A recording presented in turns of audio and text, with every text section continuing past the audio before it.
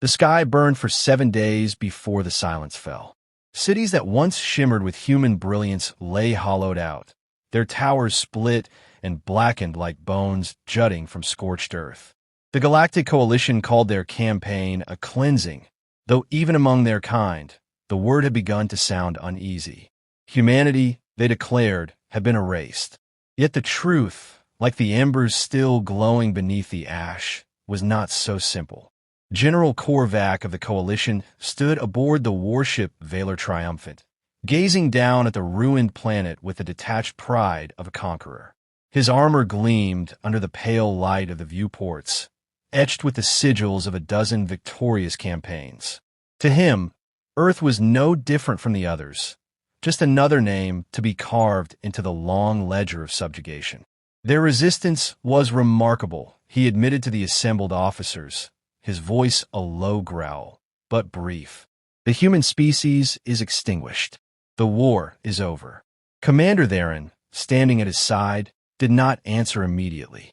He was younger, smaller, and his armor lacked the ornamental filigree of rank. His eyes remained fixed on the planet below, where fires still traced the outlines of continents. They fought after their cities fell, he said quietly, after their leaders were gone, even when there was nothing left to fight for. Korvac's expression tightened. They were animals driven by chaos. You cannot reason with chaos. You can only destroy it. Theron inclined his head, but his thoughts drifted elsewhere. He had watched the human broadcast before their frequencies were silenced. Voices filled with defiance, grief, and unyielding hope. There was something in them he couldn't name, something that made extinction feel too final a word. Across the command deck, technicians worked to erase the last traces of human communication. The Coalition prized order, and even the memory of rebellion was considered contagion. Yet one of the operators, a green-skinned Encarian with trembling hands, paused. "General, there's an anomaly on Channel 62, she said. A human signal." Korvac turned sharply. "Impossible. It's faint, sir, but active. Encrypted. Play it." The speakers crackled, then burst into static. Beneath the distortion came a voice, human, male, steady despite the interference. "We remember," it said. "Coordinates incoming." Then the signal vanished, burned out as if it had never existed. The room fell silent. Theron's pulse quickened. "It wasn't a distress call," he said. "That was a message." Korvac folded his arms. "From the dead, perhaps. Ghosts and ashes are not our concern. Find the source, incinerate it." The operator swallowed hard and nodded. Within minutes, the signal's origin was traced to a wrecked satellite orbiting just beyond the atmosphere. One of Earth's last remaining communication relays. Drones were dispatched to destroy it, but by the time they reached the location, the satellite was gone. Only a faint ion trail lingered, vanishing into deep space. Korvac dismissed the report with a wave of his hand. "Residual energy. Let the scientists explain it. We have a new frontier to conquer." Theron hesitated. "And if it wasn't residual?" The general turned on him, eyes narrowing. "Do you believe the humans still live, Commander?" Theron didn't answer. He knew better than to challenge authority, yet the thought refused to fade. The humans had always been unpredictable, their defiance of force that ignored logic. What if, somewhere in the cold dark between stars, one of them had survived? Far from the Coalition fleet, beyond the rim of the known galaxy, a ship drifted in silence. Its hull bore no insignia, its systems dormant except for a single flickering light deep within the cryogenic bay. Dust hung motionless in the air as the temperature shifted. The faint hum of awakening filled the chamber. Inside one of the pods, a man stirred. Frost cracked across the glass, revealing a face marked by the faint lines of battle and time. His heartbeat was slow at first, then steadier, stronger. The pod released a hiss of vapor as it unlocked. General Marcus Ward opened his eyes. The silence pressed against him as he took his first breath in years. He sat up, every movement heavy, deliberate, as though gravity itself questioned his return. Around him, the dim lights of the ship flickered to life, responding to his presence. He glanced down at the nameplate on his chest. Worn, the letters barely visible. Ward. A voice, synthetic yet faintly human in tone, echoed through the chamber. Welcome back, General. Systems online. You have been in stasis for 1,138 days.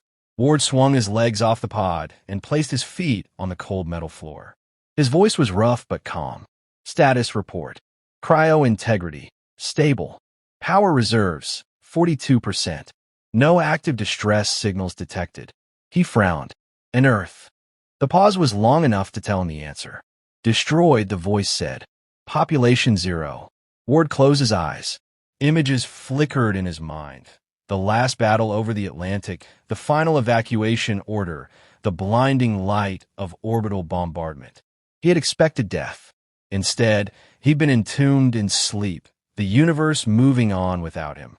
Who activated the revival sequence? He asked. The signal originated from former Earth sector. Human encryption verified. Ward breath caught. Someone had called him back. Against all probability, some echo of humanity had survived and wanted him awake. He rose to his feet, moving toward the control console. The holographic display shimmered with coordinates, the same ones that had pulsed through the Coalition systems. He studied them in silence, then exhaled slowly. Whoever you are, he said under his breath, you've just started the war again. Outside the viewport, the stars stretched endless and cold, indifferent witnesses to the quiet stirring of vengeance. The ship's engines rumbled as power surged through its veins, and for the first time in years, General Marcus Ward felt the weight of purpose settle on his shoulders. He looked toward the void ahead, eyes narrowing with resolve. Set a course for those coordinates, he ordered. The AI's voice responded instantly. Trajectory locked. Ward adjusted the straps on his uniform, the fabric stiff with age. Let's remind them what humanity does when it remembers. The ship turned toward the unknown, its thrusters igniting in the darkness. Somewhere far ahead, the remnants of an empire slept, unaware that the ashes they had sown were about to burn again. The hum of the Resolute was the only sound that accompanied General Marcus Ward through the long stretch of deep space. The ship's engines pulsed like a heartbeat, steady and patient, as if it too anticipated the reckoning ahead. He stood in the command chamber, eyes fixed on the holographic display that projected the coordinates of Vorax Prime, the throne world of the Galactic Coalition and home of the being responsible for Earth's ruin. The image shimmered in hues of silver and blue, rotating slowly. The distance was staggering. The danger, absolute. But none of it mattered. Humanity had nothing left to lose. Athena's voice filled the silence, crisp and calm. Trajectory confirmed. Arrival in 42 standard hours. Recommend systems check and personal recalibration. Ward smirked faintly. You make that sound like meditation. Perhaps it is, Athena replied. You've been asleep for years, General. You should reacquaint yourself with who you were. He turned away from the display, pacing through the narrow corridor toward the armory. His reflection followed him in the dark glass of the bulkheads, a soldier aged by battle and preservation alike. Every scar on his skin was a history lesson. Every metal on his chest felt heavier than the last. He opened a locker and drew out his combat suit, black, worn, and marked with the insignia of a nation that no longer existed.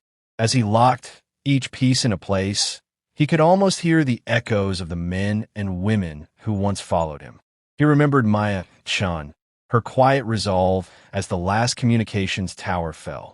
He remembered the screams through the comms, the fire over the Atlantic, and the moment when the sky itself seemed to collapse. The ghosts of humanity walked with him still. Athena, he said, fastening his gauntlet.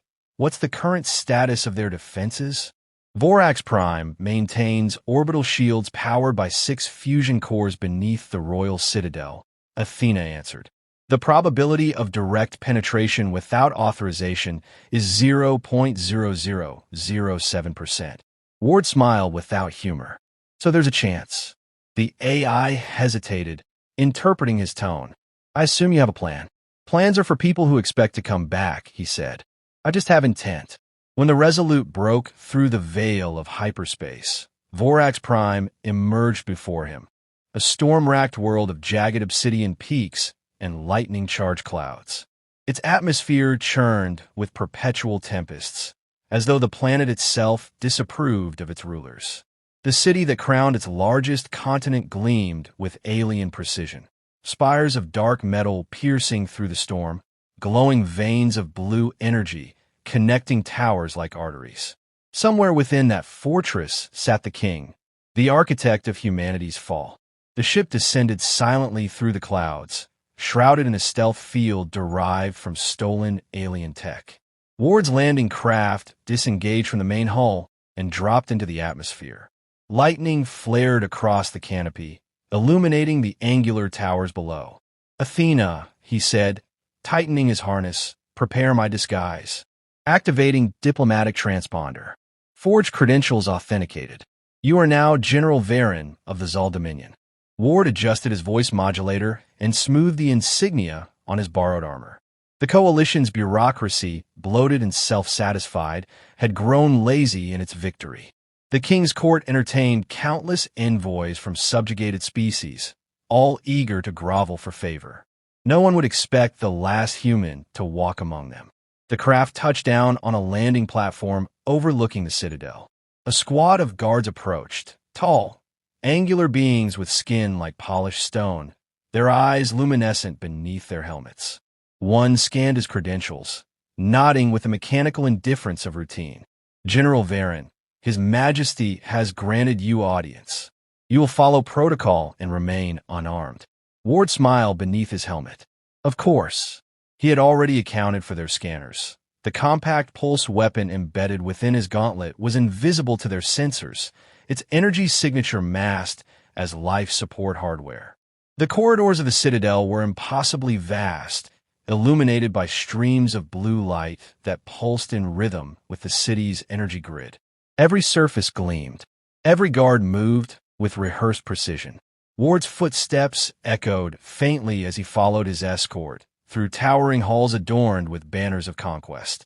At the heart of it all waited a door taller than any human structure, inscribed with alien script that translated roughly to eternal dominion.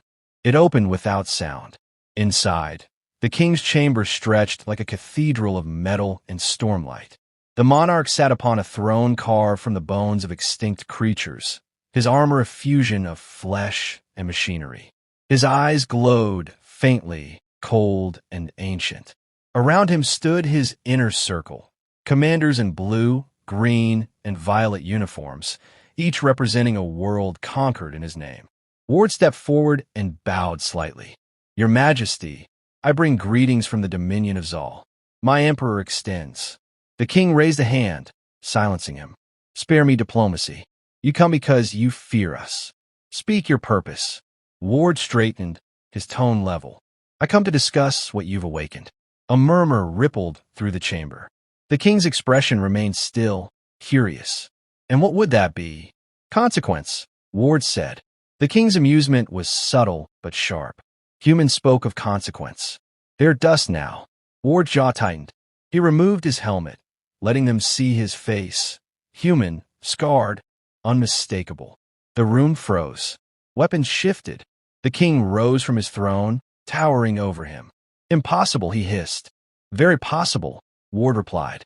"You burned our world. You thought that ended us. But you didn't learn what we are." Behind the king, the massive holoscreens flickered. Athena's code had already begun its quiet invasion of the Citadel systems. The planetary shields wavered, their energy signatures destabilizing. Warnings erupted in alien script across the control consoles. Ward's voice was calm, almost conversational. "You see, while you've been ruling over ashes, we've been watching, waiting, learning. You showed us how to build weapons that reach across galaxies. Thank you for the education." The king's voice thundered. "You dare infiltrate my world?" Ward took a measured sip from a cup of tea he'd placed on the armrest of a nearby seat, as if the entire room were a casual briefing. "I didn't come here to infiltrate," he said softly. "I came here to finish what you started." Outside, the first explosions cracked through the clouds. Human dreadnoughts, cloaked and silent until now, emerged from the void, weapons igniting the storm. The chamber trembled. Alarm screamed. The king's eyes blazed with fury. Ward set the cup down gently and stood. "Tell your army," he said, voice like steel. "Tell your empire. Humanity remembers." The next blast shattered the outer shields, and the war for vengeance began anew. The walls of the citadel shook as the sky above Vorax Prime erupted into fire. The storm clouds that had long circled the planet were now streaked with burning wreckage, the silhouettes of human warships descending through the atmosphere like vengeful ghosts. General Marcus Ward stood amid the chaos of the throne chamber, the floor trembling beneath his boots. The alien commanders shouted orders in a dozen languages, their calm precision replaced by panic. The king's roar drowned them all. "Contain the breach. Destroy those ships." Ward watched the towering monarch with unblinking calm. "They're already here," he said quietly. Through the vast window behind the throne, a human dreadnought broke through the clouds, its cannons flaring blue-white. The impact lit the horizon, tearing a hole in the royal spire. Shards of obsidian and molten glass rained across the chamber. Guards rushed forward, weapons raised, but Ward moved faster. His gauntlet flared, discharging a burst of kinetic energy that sent the nearest soldier crashing into the wall. Another lunged, only to meet the edge of Ward's blade, drawn from its wrist housing in one swift motion. Athena's voice echoed in his earpiece, steady despite the storm of static. "Planetary shields are collapsing. Coalition fleet is disorganized. You have approximately 17 minutes before orbital retaliation." "Plenty of time," Ward muttered. He stepped over a fallen alien and advanced toward the king. The monarch's eyes burned with fury. "You think your kind can undo what we built? You are one man, one relic of a dead world." Ward circled the throne, his movements deliberate, measured. "One man was all it took for you to burn a planet. Seems fair." The king drew a weapon unlike any human design, a long staff humming with dark energy, its tip radiating a cold, violet light. The air around it rippled. "You are beneath me," the king snarled. "I will erase you as I erased your species." Ward's blade met the first strike in a shower of sparks. The impact threw him backward, boots skidding across the polished floor. The king pressed forward with inhuman speed, his weapon slicing through marble and steel alike. Ward rolled aside as the staff cleaved through a pillar, sending debris cascading around them. He countered with a strike to the king's exposed side, but the armor absorbed the blow. The energy crackled, searing through his gauntlet. Athena's voice cut in again, energy readings increasing. His weapon channels the citadel's core directly. If he maintains the connection, detonation is inevitable. Ward gritted his teeth. "Then I'll cut the power at the source." The king laughed, a deep, echoing sound that filled the chamber. "You cannot destroy the heart of Vorax. It beats through me." He thrust the staff downward, and a pulse of energy exploded outward, hurling Ward against the shattered steps of the throne. Pain rippled through him, sharp and grounding. He felt blood trickle from his temple, but the sight of it only steadied his resolve. Humanity had bled before. They had always risen after. Through the haze, he spotted the central conduit at the base of the throne, a channel of living metal feeding energy from the planet's core into the monarch's weapon. Ward forced himself upright, muscles screaming. "Athena, overload my pulse generator. That will damage your nervous system." "Do anyway." There was a brief pause. Then, softly, understood. The surge hit him like lightning. His armor's circuits glowed red, power thrumming through every nerve. He charged forward, intercepting the king mid-strike. Their weapons collided again, this time with a deafening blast that fractured the chamber floor. Ward's gauntlet overloaded, discharging raw energy into the conduit. Sparks cascaded upward, and the throne's energy veins flared white-hot. The king stumbled, momentarily disoriented. Ward didn't hesitate. He lunged, driving his combat knife, engraved with the names of the fallen, between the plates of the alien's chest armor.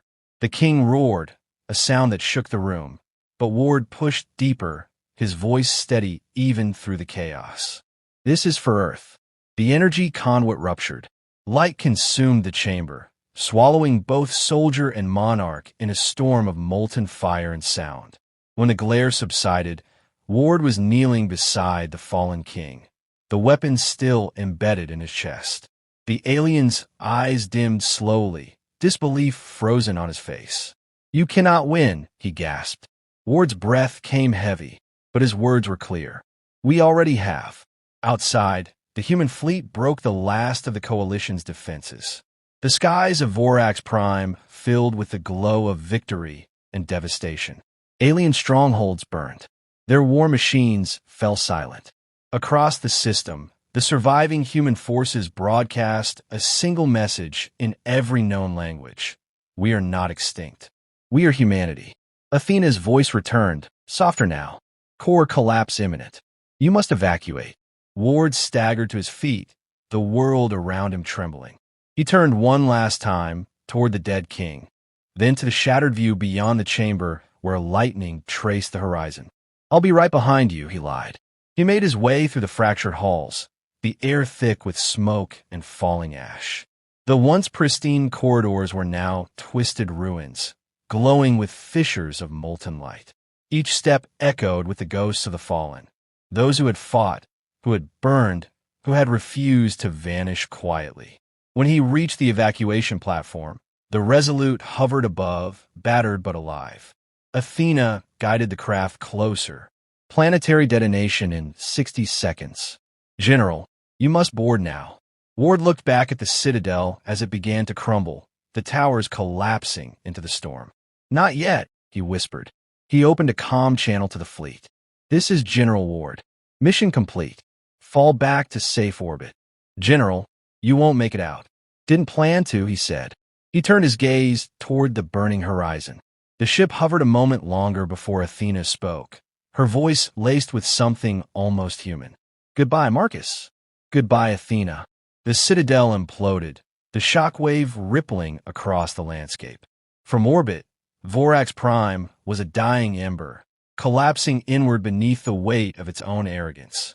In the silence that followed, the human fleet drifted away, carrying the story of one man who refused to let his kind be forgotten. Days later, across countless worlds, the message repeated: humanity remembers. And somewhere in the endless dark, a faint signal pulsed once more, steady, patient, alive.